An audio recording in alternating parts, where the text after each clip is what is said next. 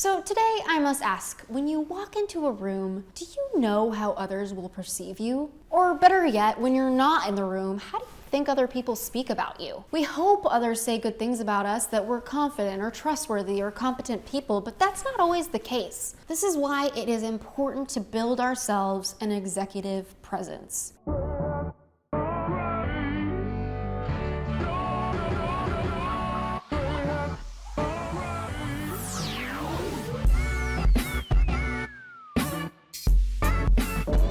Hello friends, I'm Ashleystahl, career expert, spokesperson, host of the U-Turn podcast, and best-selling author of the book also named U-Turn. Get unstuck, discover your direction, design your dream career. So before we go any further, let's get clear. What even is an executive presence? It's not dressing up in your best clothes and strutting down the hallway like you're the one in charge. It's so much more than that. Having an executive presence means that you have an ability to outwardly project an energy of confidence, leadership, and trust in a way where everyone around you knows that you're in charge and you're capable of leading them. People with an executive presence have the ability to influence others. So whether you're giving a presentation, sitting in a meeting, or even chatting with a coworker, having an executive presence is essential to showcase your effective leadership skills. People with this skill are able to bring this type of presence into any context, not just one meeting, not just one project, not just one conference room, but really anywhere. But executive presence isn't only about how others see you. It's very much so also about how you see yourself. It's one thing to have an executive presence in front of a close group of colleagues or a supervisor, but do you demonstrate one in the office throughout the workday? We can think of ourselves as top-notch professionals, and we may believe that our confidence shines through us,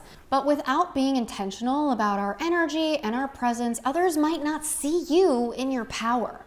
Are you ready to become a professional who holds a high level of executive presence? Here are some key qualities to have. Number one, be present. Our ability to stay present is tested when we're anxious or we're under fire, and that can trigger us into a fight or flight response. Your ability to stay present, to manage your own emotions or reactions, and focus is key when it comes to being seen as a leader. In a lot of ways, being a leader isn't just about having a good vision or management skills. It's about knowing how to manage your nervous system when it feels like things hit the fan. People with an executive presence stay calm even if they're burning down in flames. Executive presence is all about connecting with those around you, which we can't do if we're not present. Living in the now allows us to more effectively engage and remember to focus on listening first and reacting later. Truly listening to others shows that you're a present person, and it builds trust with those around you. Number two, be clear about what you know and what you don't. If you want to kill your executive presence, all you need to do is be ambiguous. If you're not a person who can convey your message clearly and effectively, you're bound to lose your audience. And having an executive presence is all about captivating the people around you. In a technology-driven world where attention spans are kind of shorter than ever, being clear and concise is more important than ever. So take the time to be knowledgeable about topics that matter for you, your industry, and your team, and be willing to admit when you're not so sure about something. The worst thing you can do is pretend to know something that you don't. Real leaders are clear about what they do know and honest about what they don't know. And if you need time to just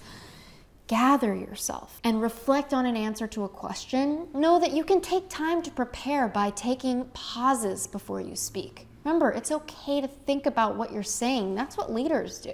Number three, make your integrity non-negotiable. Having an executive presence means one thing above all others: inspiring trust. If you don't have trust from those around you, you have no influence. People need to know that what you say is informed, that you'll follow through on what you say you'll do, and you'll hold others accountable for their actions. So if you want to be a leader, check your ego out the door and keep your integrity above all else. Leadership is a marathon, it's not a sprint. Never compromise your integrity. And number four, understand your value. If you don't recognize and believe your own value, why would anyone else see you as a confident person? Imposter syndrome, having the qualifications to do the job, but feeling like you're deficient or unqualified, is very real. But let me be the one to tell you, I know from experience that you can overcome it. This comes down to understanding the value that you bring to your company, the years of experience you've had in becoming who you are, and knowing that you are an essential part of the team. In my book, U-Turn, I talk a lot about knowing your core skill set, the one skill you're gifted most in that you lead with in your career. Your company needs you, and you should be able to speak about your skills. Number 5, I say this all the time, have good posture.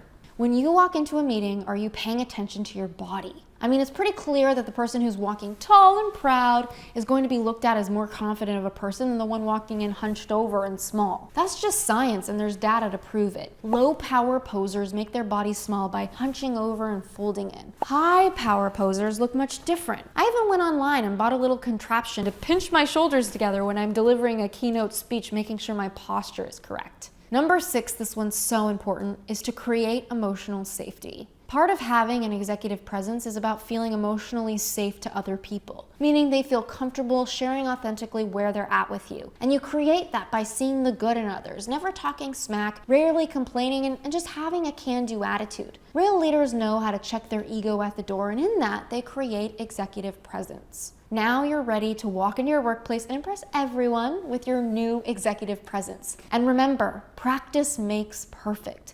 The more you practice these skills, the more others and yourself will see that energy that you have feeling natural and elevated. Now go out there and make it happen like I know you can. In the meantime, I'd love to hear from you in the comments below. What are some leadership traits that you believe are key for having an executive presence? What do you admire about the leaders around you? I'd love to hear. Thank you for subscribing, tuning in, and I can't wait to see you next week.